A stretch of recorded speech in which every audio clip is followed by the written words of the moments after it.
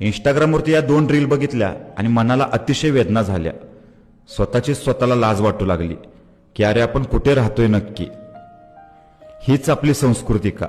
हेच आपले संस्कार का? हीच आपल्या महापुरुषांची शिकवण का?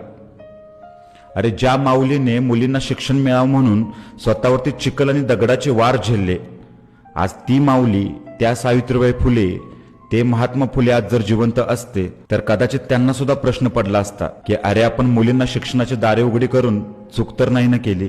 हॉस्टेलवरती आणि बाहेर शिक्षणासाठी राहणारी प्रत्येक मुलगी खराब नसते, परंतु अशा 2-4 वाया गेलेल्या मुलींमुळे संपूर्ण मुलींकडे बघण्याची समाजाची नजर बदलते. आणि याचा सगळ्यात मोठा फटका बसतो तो सभ्य आणि संस्कार जपणाऱ्या मुलींना. शेवटी आज ह्या मुलींनी सिद्ध करून दाखवलं की संस्कार ही अशी गोष्ट आहे ती कुणाकडून उसने मिळत नाही, तर ती रक्तातच असावी लागते.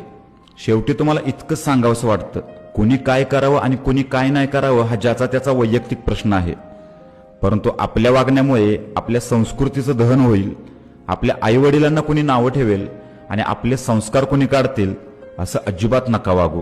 कारण या जगामध्ये तुम्हाला सगळ्या गोष्टी परत मिळतील, परंतु गेलेली वेळ आणि गेलेलं चारित्र्य या दोन्ही गोष्टी जर परत मिळवायच्या असतील तर तुम्हाला दुसरा जन्मच घ्यावा लागेल.